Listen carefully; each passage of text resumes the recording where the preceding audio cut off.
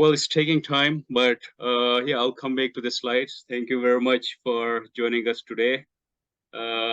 This webinar is brought to you by Energy Evaluation Asia Pacific, which is a dedicated community of evaluation and energy practitioners in the Asia Pacific region.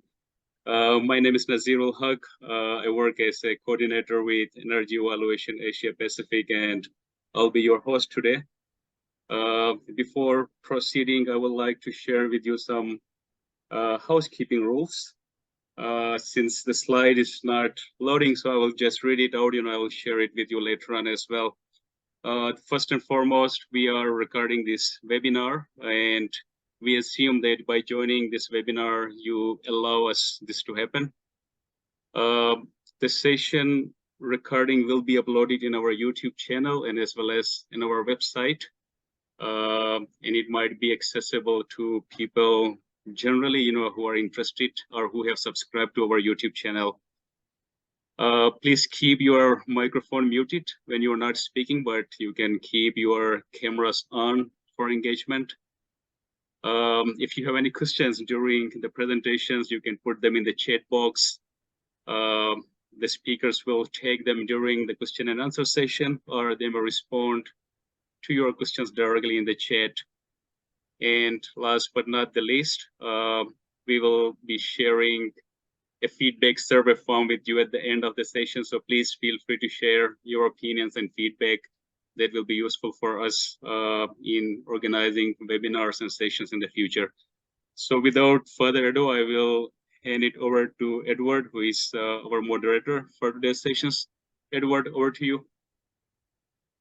Thank you very much. Appreciate everybody being on today's webinar. I have a slide I'll show you on EEAP.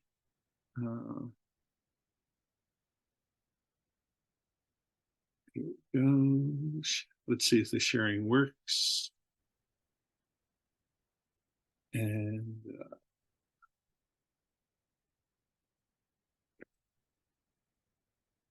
I assume you can see this?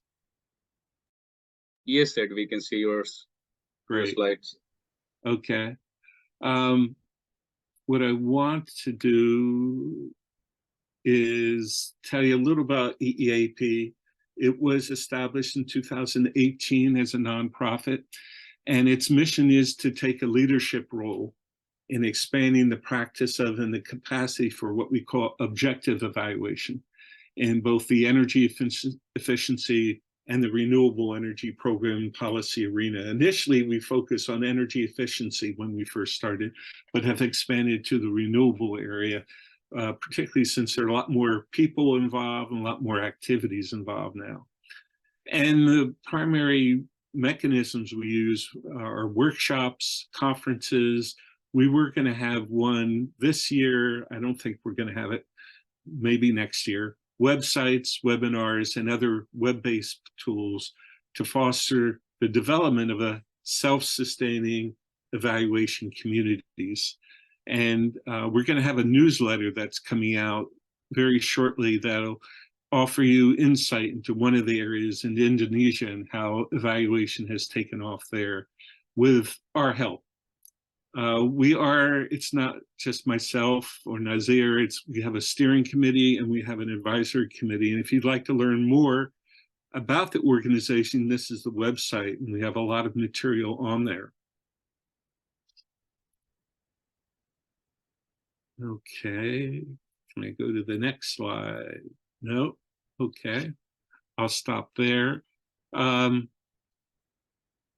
And I'm going to stop sharing here. What I'd like to do next is identify how we're going to proceed. We're going to have two presenters. First one will be Raul Riveras. Oh, now interesting. Oh, okay. You've taken, have I stopped sharing? Yeah. I think. Yes, Ed, I'm the one sharing it for your convenience. Okay. Okay, and I'm no longer on there, right? Yep. Good. So Raul is from the Energy Sustainability Agency of Chile, and we'll talk about evaluation of programs in Chile. And I think it's a really good model for other countries to see how they're proceeding. And hopefully others will build on this if they haven't already. And then the next speaker, Javier Rojas, is going to talk about electric vehicles. And as probably everyone on the call knows, electric vehicles have really taken off. And there are a lot of questions about them and very little data about them in terms of actual use. So we have some lessons learned in the monitoring of electric vehicles, which should be of interest. And the way we'll proceed, Raul will talk, and if we have questions for him, we'll go right into questions for his talk. And then Javier will talk, and then we'll answer questions for that. And then if time allows, we can have an open-ended discussion about anything the people on this call, on the webinar have until the hour is up.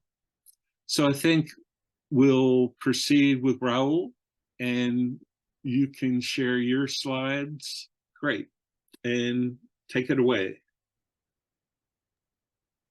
Okay.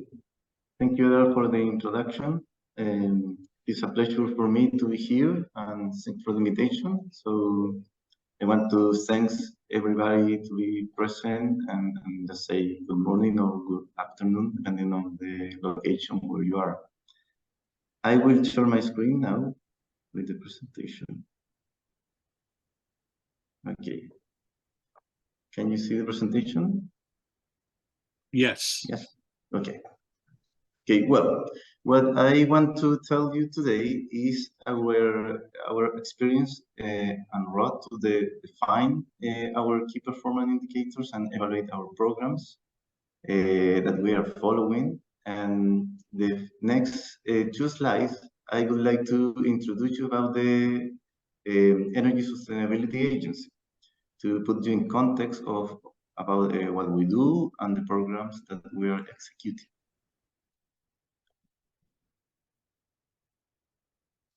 So let me do one thing first. Okay.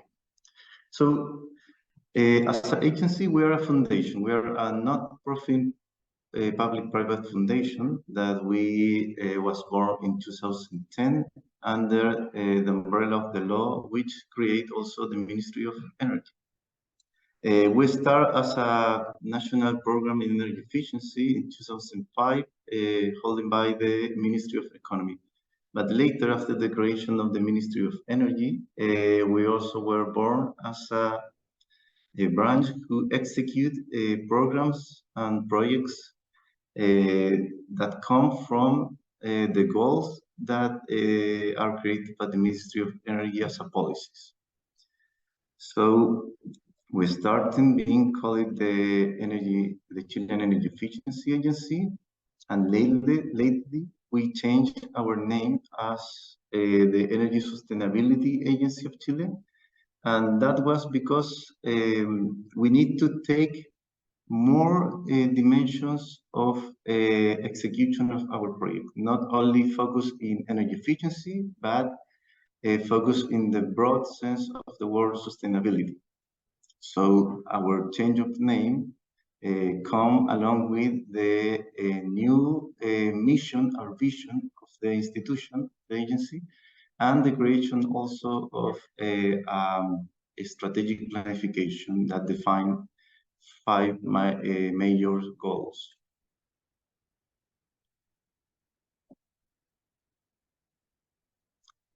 So let me tell you about how we work. We work divided into areas and offices.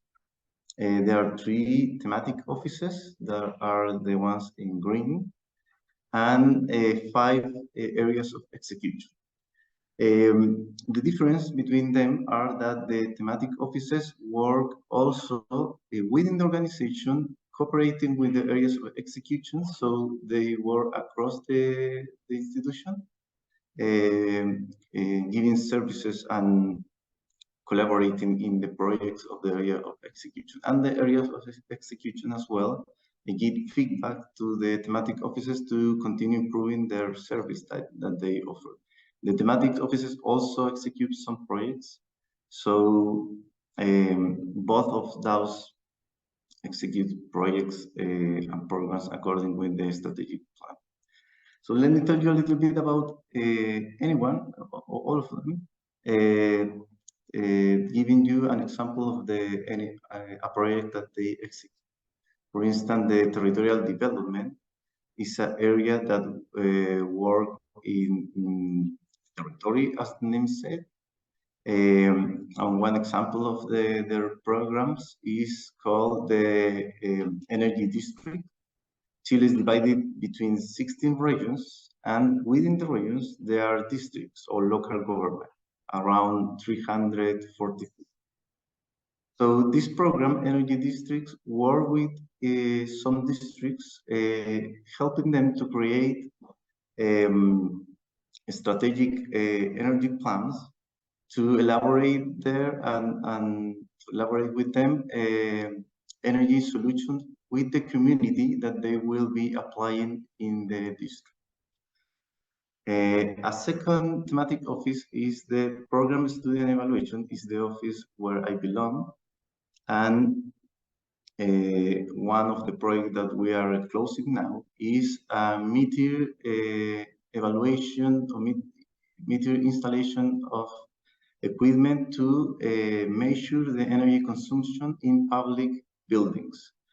So they can have a very good amount of information about the electricity consumption, not only the consumption, but also the quality of the electricity consumption.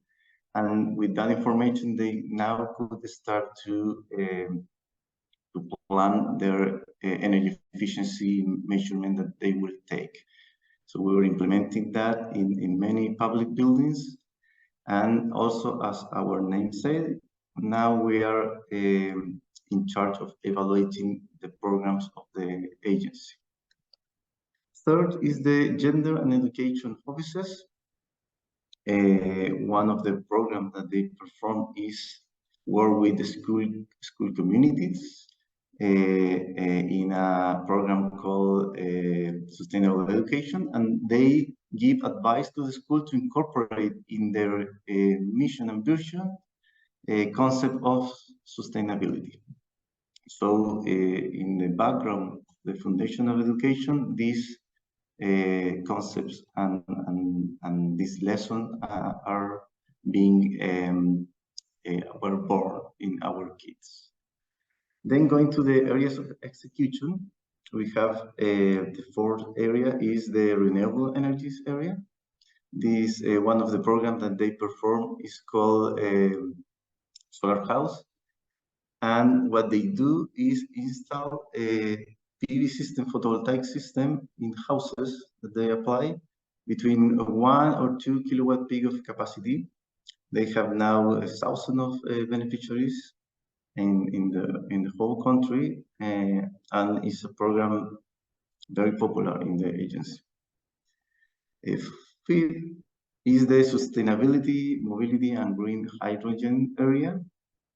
One program that they perform is the electric taxi or electric cab, where Javier will speak later about that more in detail. Six is the building and local infrastructure area. They, for instance, have a program that is called Better School. They are performing envelope installation at the school. They specifically choose a school that has a very low insulation installed in the envelope. So they improve dramatically the condition where the students are performing their classes. 7, there is the residential energy efficiency. They perform not only, as the name say, programs for the residential sector, but also, for instance, they have a program called Dry Firewood, where they work with local producers of biofuels to increase the quality of the biofuels that they produce, giving them some machinery or better storage conditions to keep their biofuels dry or firewood dry. And last, there is the industry and market for energy efficiency and climate change. It's a long name, and they one of the programs that they have is called Add Energy to Your Small and Middle Entrepreneurship or Business. And they work with really small enterprises like bakeries or local stores on the corner to help them to have a high service of energy, installing renewable energies, or helping them to buy electric mobility, for instance. The business are the ones who choose the solution that they want, and the agency offer them some subsidy for that acquisition. So if you see the map on the right, you can see some color points. Those are the beneficiaries of just one group of the beneficiaries of one program. In that case, the middle school. And as you can imagine, if we put together all the beneficiaries of our programs, we cover a big portion of our country. Normally, the offices and areas of execution are performing at the same time between 2 and 5 programs, each of them. So that was as an introduction to let you know a little bit how the agency works. Now let me go into the evaluation program. So how the road that we are following to evaluate our program. As I told you before, we first was called the Chilean energy efficiency. We focus especially on evaluate our programs in terms of the impact in climate change. So as you can see in the right side of the slide, we focus our evaluation in the dimension of energy savings, greenhouse gases avoided, and energy costs avoided. Well, sometimes energy cost was not avoided when you change from a low, highly pollutant and low cost fuel to a less pollutant and high cost fuel. The energy cost is changed, but not necessarily avoided. But those 3 dimensions were the dimensions that we focused at the beginning, mainly when we were the Chilean Energy Efficiency Agency. With the change of focus, when we passed to be calling the Energy Sustainability Agency, we also changed our dimension of areas of evaluation. So we add at least 5 more dimensions that are aligned with our new goals in our strategic planning. And those are first, the public-private citizenship articulation to trigger energy transition and climate resilience. Then the education through human capital capacity building and citizenship energy culture. The territorial pertinence of our programs. That means if our programs consider the local needs and the local reality that we are being performed. Energy poverty. The energy poverty itself is a concept that has dimensions, different dimensions. So it's a complex concept that we are starting to evaluate. And finally, gender equity that we want to consider. So as you can see, we move from the left side to a more project-oriented evaluation, to the right side to a more beneficiary-oriented evaluation. We still consider all of them, all of the dimensions. It's not like we're not evaluating the right side, we are evaluating both sides. But now we are taking this challenge to evaluate new dimensions in our projects. So in order to build all the system about how we evaluate our projects. We are taking as a basis a manual for strategic planning and performance indicator in the public sector. And this manual, you can see here a pyramid that shows you how you are going to define indicators that are building up to get one indicator for your final result.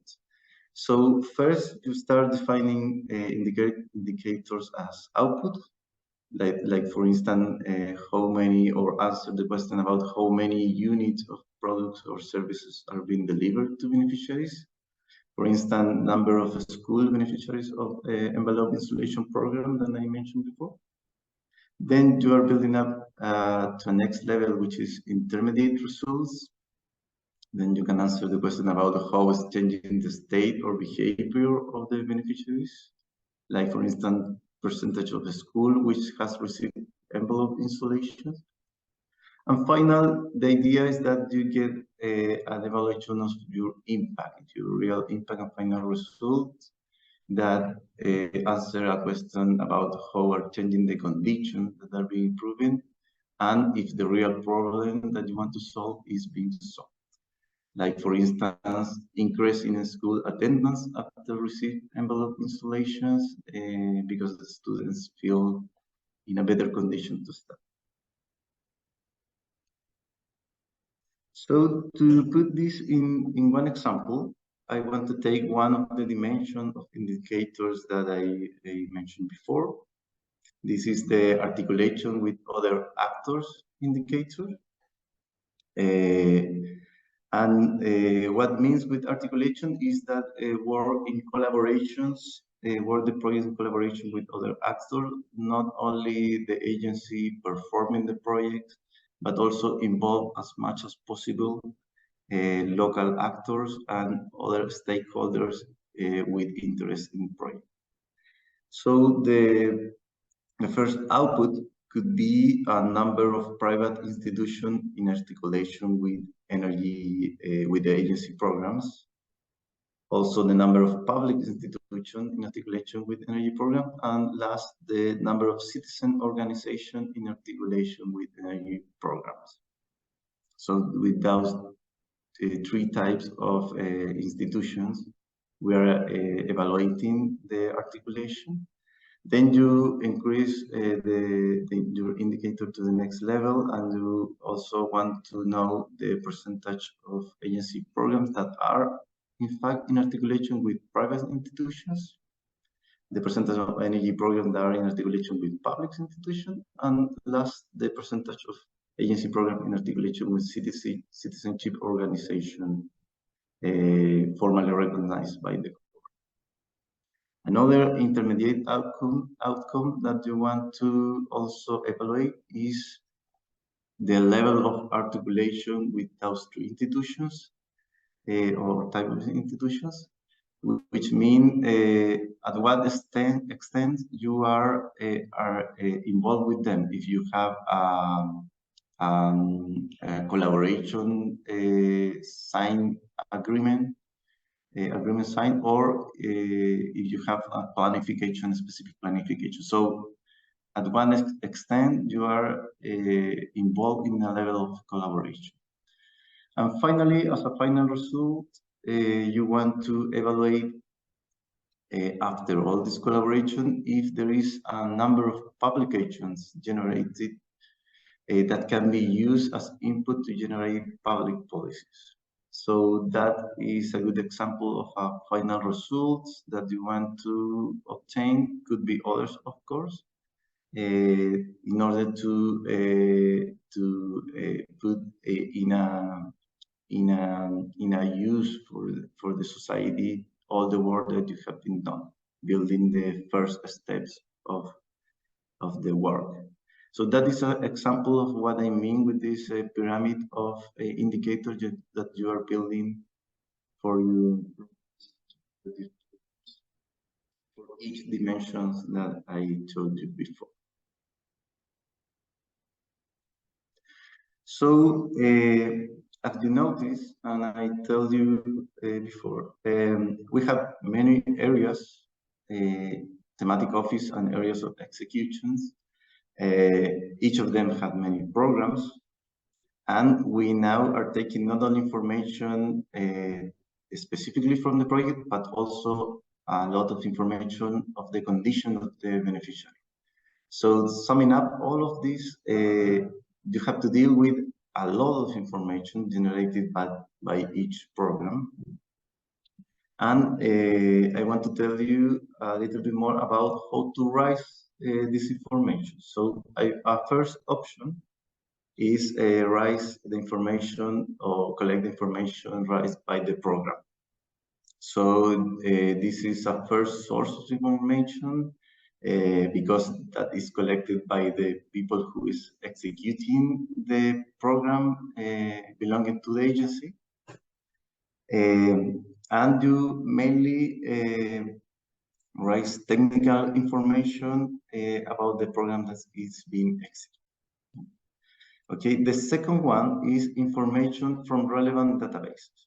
So here you have to try to collect all the low-hanging fruit information that you can, all the information that is already on different databases, like open database from government or other research institutions, and even consider make a non-public information, get information agreements for information that is not public, but other governmental institutions has, and you could get that information anonymized without an identity, but still get information.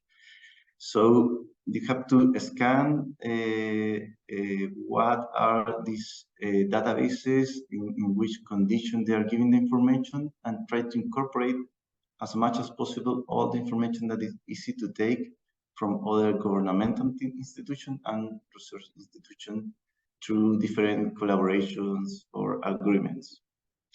And last, you could get information from tailored means. So that means apply surveys or dedicated measurement equipment that you could install in the beneficiary, and also consider make agreement of information taken from a stakeholder of the program. Normally, when you do this tailoring means, you need to planify how you are going to take that information long before the project is starting to be implemented. In the project design phase, you also, along with that, start to plan how you're going to get information by your tailoring means in order to get a good baselines. And also, if you need cooperation from stakeholders, you need sometimes to build the capacities to get that information. So with all this in mind, you need to pass to construct an information system. And your information system, in order to collect this information and be able to analyze, it has to be an information system that works, for instance, with external database, works with native files or the native ways of information, so you don't have to manipulate the information as it comes with the database. And you only transform in a platform or in a data analysis environment information that come natively from the database. So with that recommendation, then the idea is done. You don't make so much a manual step. You create a extraction and transformation and load system where is mainly within the framework of a platform where you analyze data and where is your information system. So also you, of course, will have to do a manual like a register of the information sometimes, especially for service applications. or in other cases that you have to ingress data manually. And the idea is that here is that somebody who knows the parameters where the data move, or what are the valid register, enter that information in your system, then you can create a filter for that data that you have to enter manually in your system.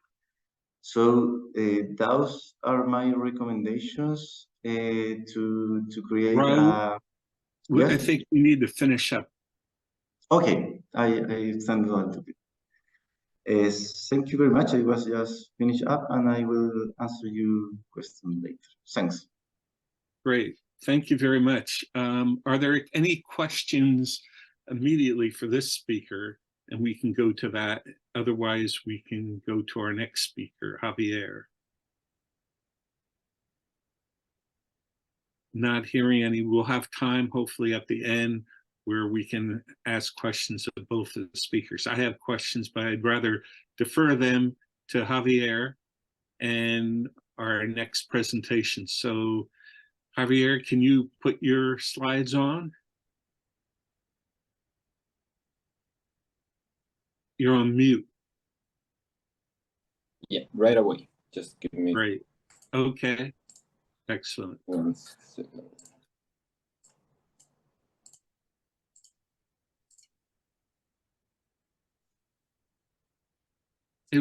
While Javier's working, Raul, how many people were working in your organization on evaluation? Well, in the evaluation, in the offices of evaluation, we are 5 at the moment. But the organization, we are around 100, more than 100 of professional work in different regions of Chile. So we cover different regions of Chile. Yes. Okay, thank you. Go ahead, Javier. We see your slides. Thank you very much. So, well, first of all, my name is Javier Rojas, and I'm the project manager in the e-mobility area, e-mobility project, in the Energy of Sustainability Agency. Well, for 4 years, I have led like various versions of Mi Taxi Eléctrico program, or that it would be translated like as My Electric Taxi. And today I'm here to share with you some lessons that we learned from monitoring the first 50 electric vehicles funded by the program. To start, I will explain first what is the program, Mi Taxi Eléctrico program, and how we came to monitor 50 electric vehicles. Then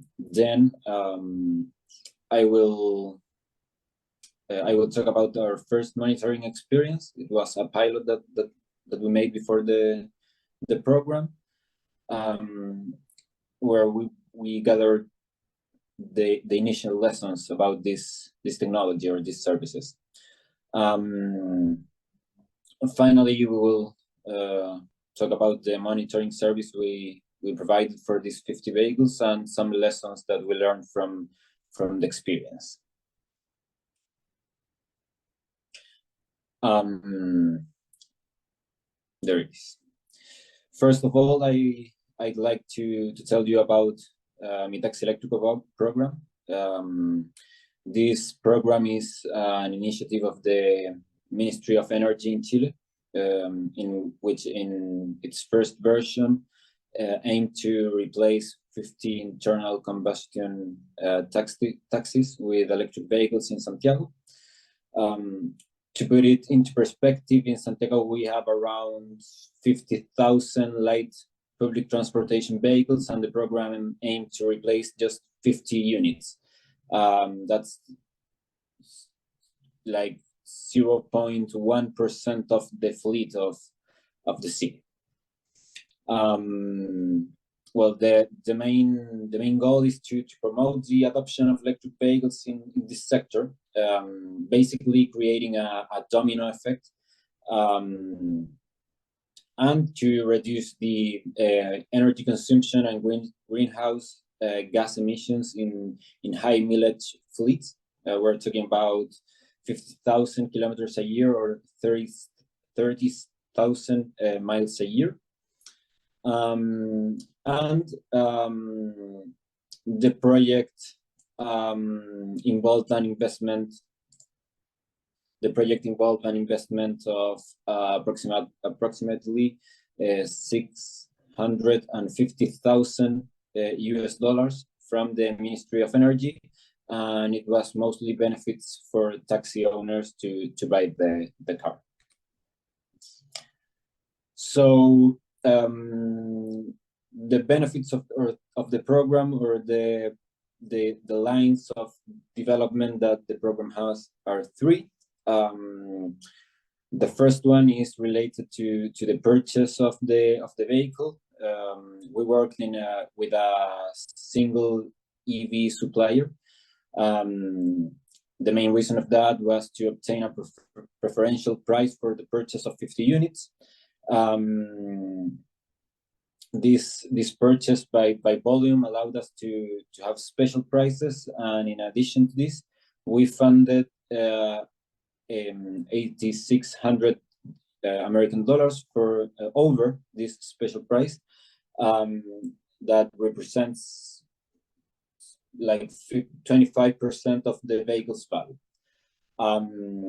For this, we worked with BYD, which provided the 50 units of the model E5.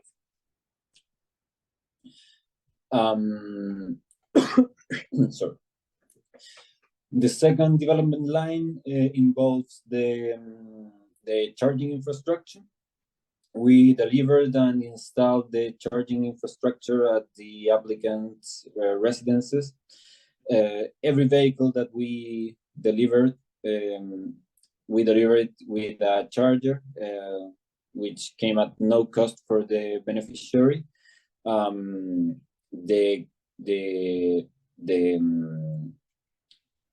The charger was installed, it was powered, and it was basically, we gave it to them fully functional.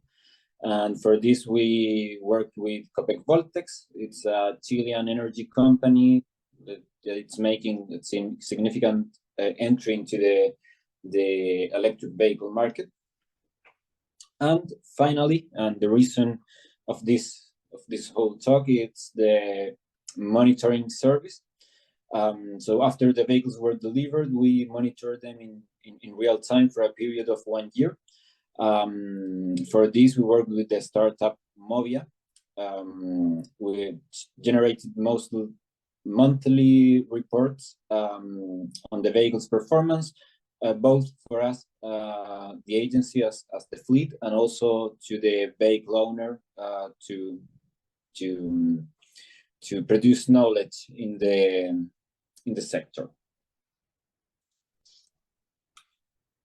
Well, our first experience occurred before the program started. We began when we were planning the program, the Mi Taxi Eléctrico program. We realized the importance of when we were planning the program, we realized the importance of collecting data from these projects, and we acknowledge our limited knowledge of the subject. Therefore, we conducted this initial pilot with 6 different vehicle models for 4 months to start to understand the technology.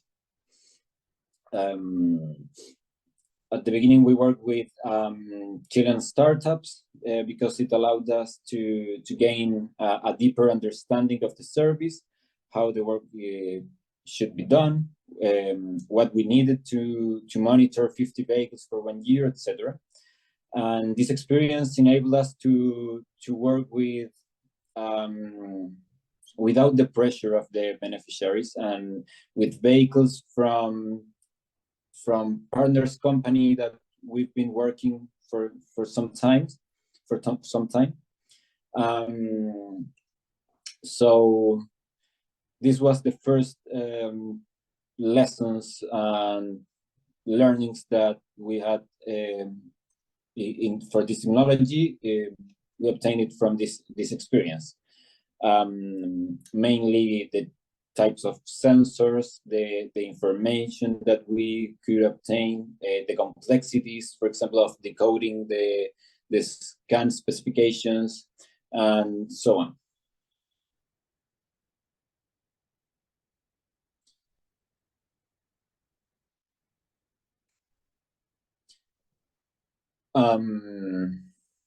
So after this pilot experience, we adjusted the service to be in line with our goals and what the market could offer us.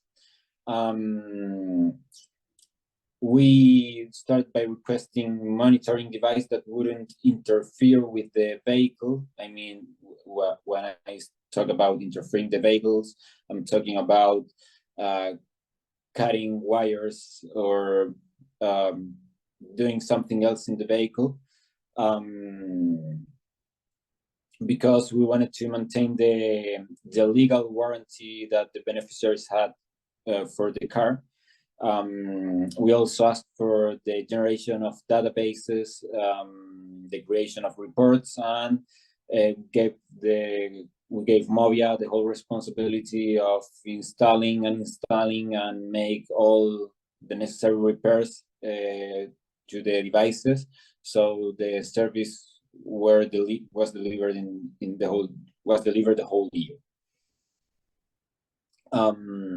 We worked, as I told you, with Movia. Movia is a Chilean startup that it's focused on mobility intelligence. The experience of this startup was very important for the most complex task in these services. I think it's is decoding the CAN specifications. This involves extracting messages that are traveling through the CAN network, interpreting them, transforming them into understandable information. That it's an activity that it's done heuristically. That means that they had to conduct field tests with the vehicle, compare it with the information displayed on the vehicle's dashboard, and do all the transformations needed to generate readable data, because the messages that travels through the CAN systems are in binary. So you have to actually make some work over them to be able to read them. How is the time? Okay.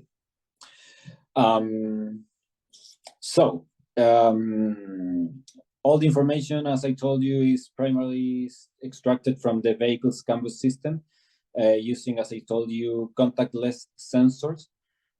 This allows the installation and removal of the device without deep interventions and preserves the vehicle warranty, as I told you. The main indicators from the CAN bus system that we could obtain include the speed, the charge status, the state of charge, odometer, voltage, current, and power. And with these indicators, it is possible to interpret and generate additional information. For example, using the current and the voltage,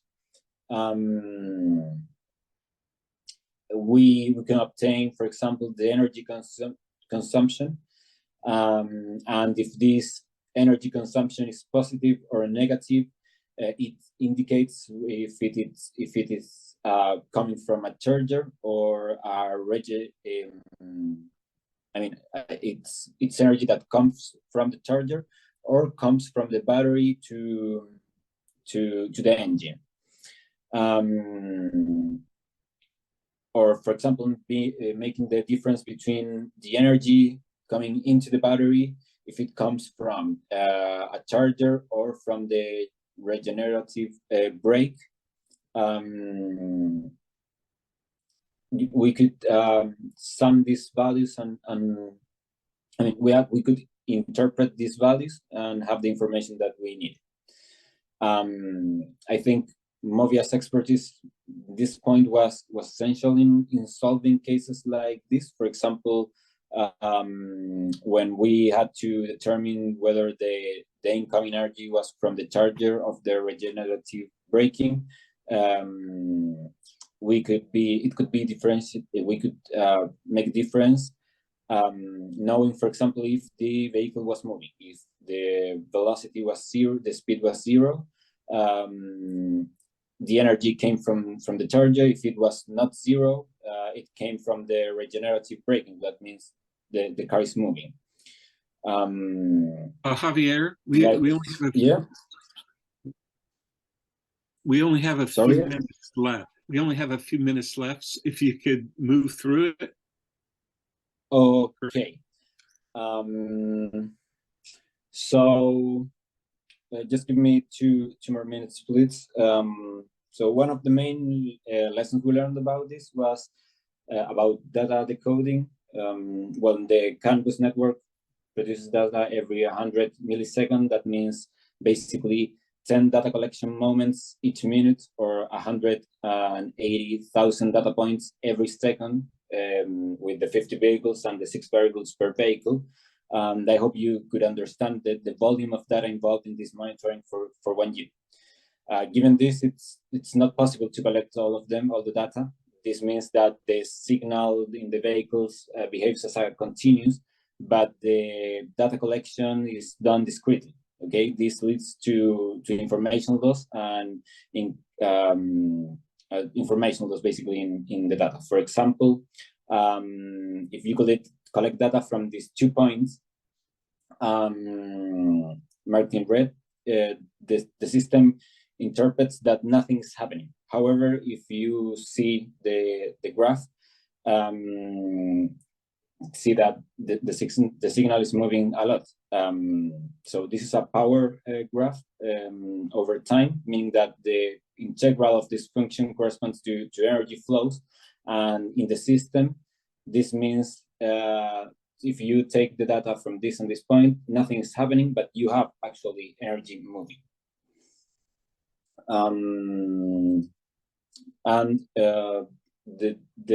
This, I think this would be the last slide about the data analysis methodology. It was proposed by the startup, by Movia, and it was validated by us.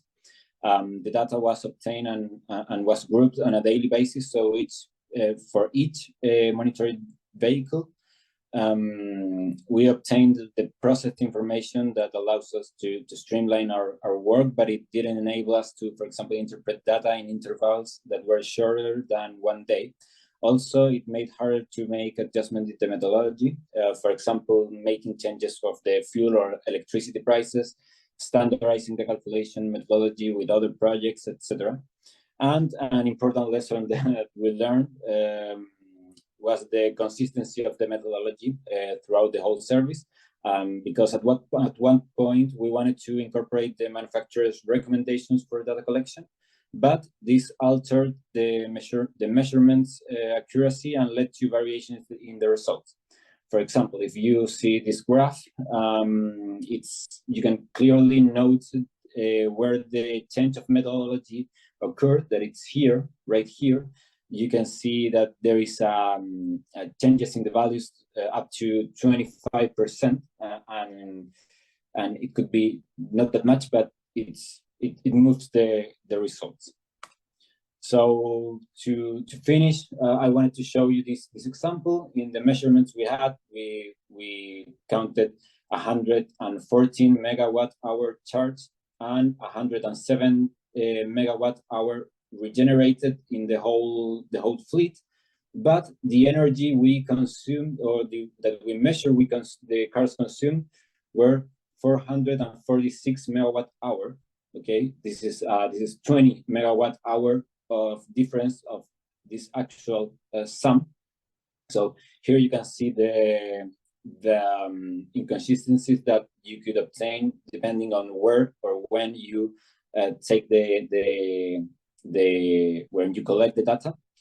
And basically the whole service, we could have an approximation of the amount of CO2 that we saved. It's equivalent of 300 tons, and it's the same as 123,500 liters of gas.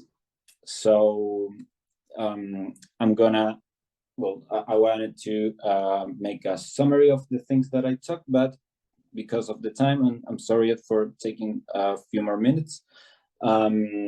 This is what I wanted to share with you. Hope you enjoyed it, and thank you all. Thank you. As we said, the recordings will be available, and the slides also will be made available after today. So sorry we had to rush through at the end, but I am cognizant of the time. We only have a few minutes left. Are there anybody on this webinar who has a question? You can unmute, perhaps, Nazir, everyone, if they have a question. But I guess not seeing any. I will just share my screen. Let's see here. I want to thank everyone who was were able to participate, and please spread the word. We have some upcoming ones, no dates set yet, looking at the evaluation of energy programs both in Australia and then later New Zealand. And then next year, for sure, Sustainable Development Goal number 7. We'll have probably 2 or maybe more sessions on that, webinars, and then one on measurement and evaluation learning may occur this year or next year. We'll see how that goes. So I want to thank everyone. There is a webinar feedback form. We encourage you to check, and that again will be sent out by Nazir to those who participated. So Nazir, did you have any comments?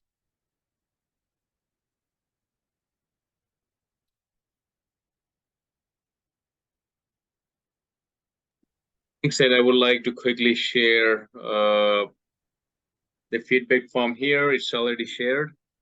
I have already shared our LinkedIn page and as well as Twitter account. So please feel free to follow us in LinkedIn and as well as Twitter. Do also take a look at our website because we have a lot of resources related to energy and evaluation, including courses, directory of courses, regarding of the previous webinar, as well as this summary notes of the previous webinars. Yeah, that's all I would like to say. We have, as Ed shared, we'll be sharing our newsletter hopefully next week. Yeah, and keep track of our upcoming events through our website and as well as social media pages. Thank you so much for joining us today. We'll be sharing with you the summary notes for this session and as well as regarding of the webinar on our YouTube channel and as well as on our website. Thank you once again. Wish you all have a great day. Yeah, we'll be in touch. Thank you. Thank you. Thank you, Javier, Raul in particular. Thank you. Stay well. People assisting. You too. Have a good day, everybody. Bye-bye. Bye-bye. Bye. Thank you for having us.